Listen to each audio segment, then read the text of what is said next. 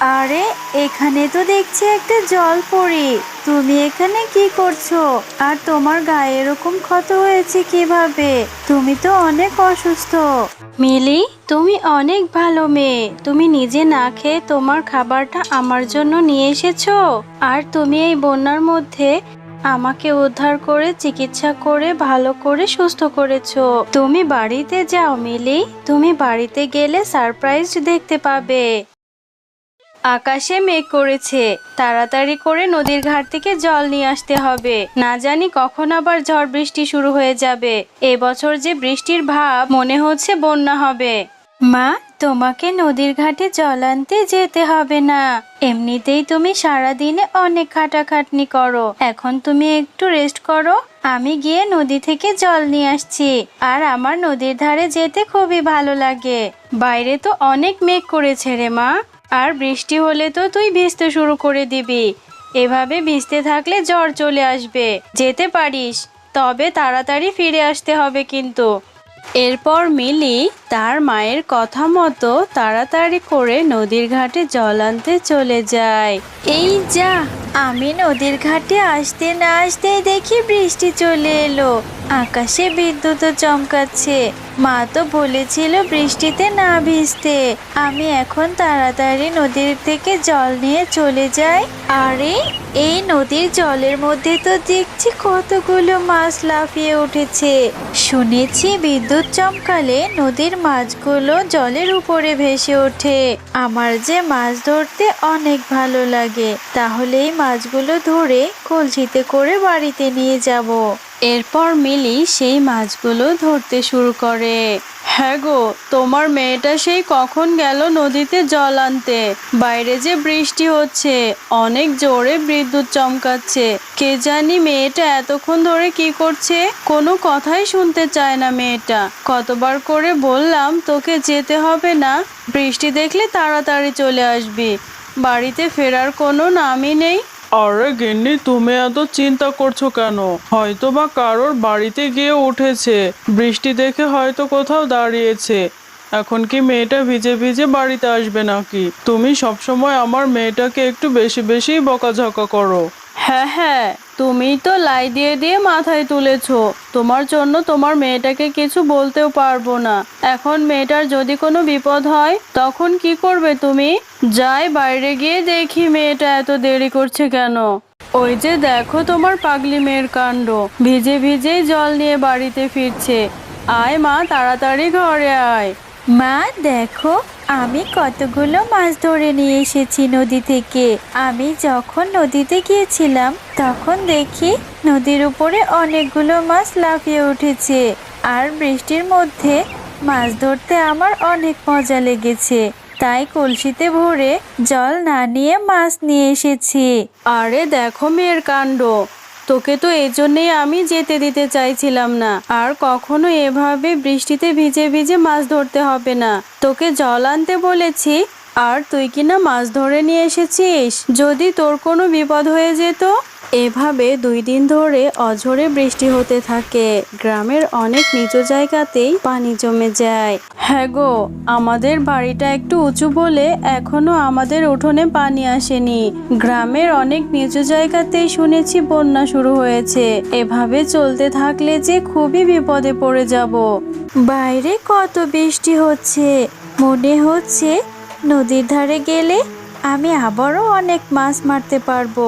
আমার যে মাছ মারতে খুবই ভালো লাগে। বাবা মা এখন রান্নাঘরে খাবার খাচ্ছে। আমি এই সুযোগে নদীর ধারে গিয়ে অনেকগুলো মাছ মেরে নিয়ে আসবো। বাবা মা বুঝতেও পারবে না। এরপর মিলি লুকিয়ে লুকিয়ে বৃষ্টিতে ভিজে ভিজে নদীর ধারে চলে যায় মাছ ধরার জন্য। আরে, এখানে তো দেখতে পাচ্ছি একটা জলপরী। জলপরী, তোমার গায়ে তো দেখছি আঘাত লেগেছে। তোমার কি হয়েছে? আর তুমি এখানে এলে কিভাবে? আমি অনেক ঝড়ের মধ্যে এই নদীর এখান দিয়ে যাচ্ছিলাম। আর তখন একটা শার্ক এসে আমার উপরে হামলা করে। আমি অনেক অসুস্থ হয়ে পড়ি। আমার যে খুব কষ্ট হচ্ছে। জলপরী, তোমাকে তো এভাবে অন্য মানুষেরা দেখলে তোমাকে মেরে ফেলবে। তুমি বিপদে পড়ে যাবে। আমাদের বাড়ির পেছনে যেই পুকুরটা আছে আমি তোমাকে ওইখানে নিয়ে রাখবো আর তোমাকে আমি সুস্থ করে তুলবো। তুমি আমার সাথে চলো। এরপর মিলি জলপরীকে নিয়ে বৃষ্টিতে ভিজে ভিজে তাদের বাড়ির পেছনের একটা পুকুরে রেখে দেয়। জলপরি, তুমি এখানেই থাকো। তোমাকে এখানে কেউ দেখতে পাবে না। আর আমি সময় করে এসে তোমাকে খাবার দিয়ে যাব। আর আমি তোমার ওখানে ব্যান্ডেজ লাগিয়ে দিয়েছি। আশা করি তুমি সুস্থ হয়ে উঠবে। মা, আমার খুব খিদে পেয়েছে।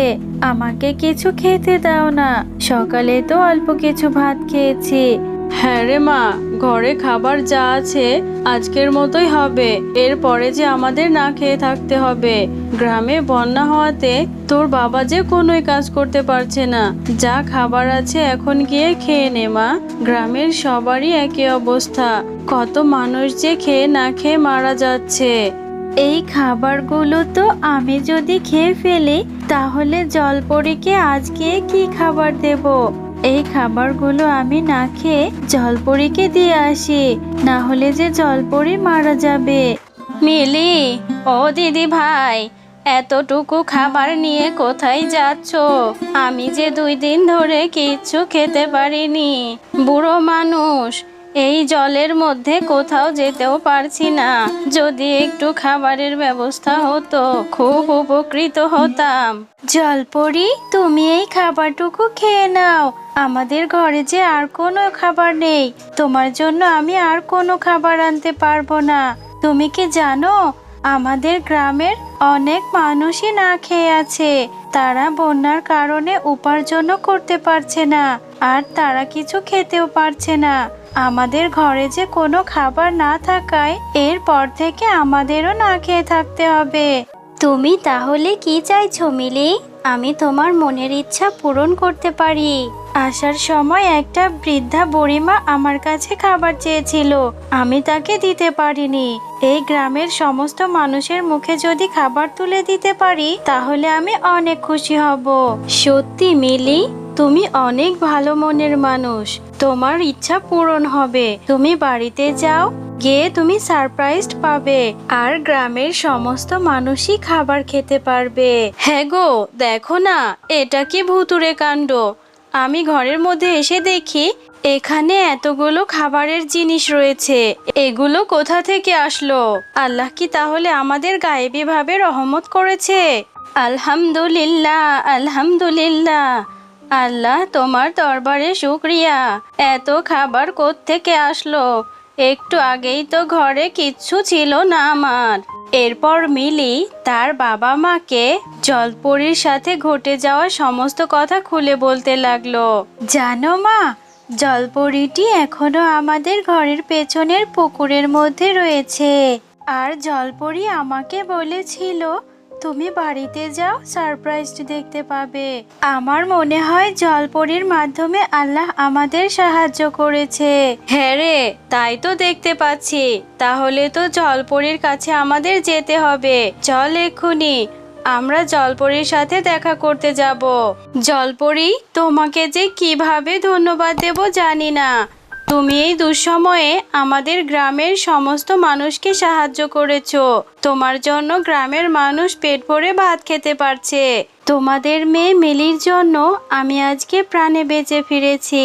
না হলে হয়তো আমি মরে যেতাম, আর না হয় তোমাদের অন্য মানুষেরা আমাকে মেরে ফেলতো। এই জন্য আমি মিলির ইচ্ছে পূরণ করেছি। মিলি, তোমার যখনই প্রয়োজন হবে আমাকে স্মরণ করবে। আমি তোমাকে সাহায্য করতে ওই নদীর ধারে চলে আসব। একথা বলে জলপরী পানির নিচে ডুবে সাঁতার কাটতে কাটতে সেখান থেকে চলে যায়।